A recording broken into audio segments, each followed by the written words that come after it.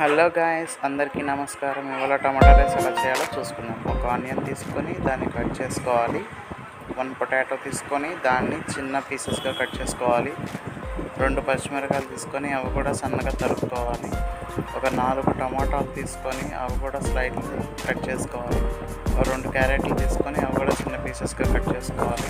తర్వాత పలవ దినుసులన్నీ తీసుకొని వాటిని ఆయిల్లో ఫ్రై చేసుకోవాలి. తర్వాత ఆనియన్స్ కూడా వేసి డీప్ ఫ్రై చేసుకోవాలి.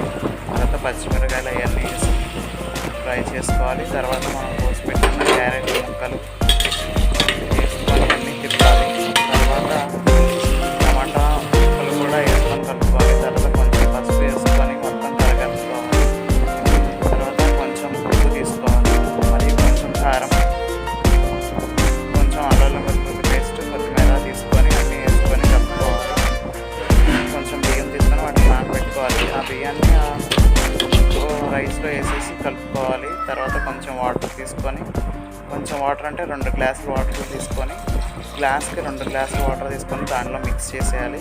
గ్లాస్లో కొంచెం నెయ్యి వేసుకొని మిక్స్ చేసేసి కుక్కర్ మూత పెట్టేస్తే 10 మినిట్స్లో మనకి నోరూరించి టమాటో రైస్ రెడీ అవుతుంది.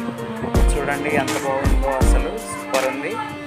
నేను కలర్ యాడ్ చేసుకోలేదు, ఓన్లీ టమాటోస్తో పెట్టుకున్నాను.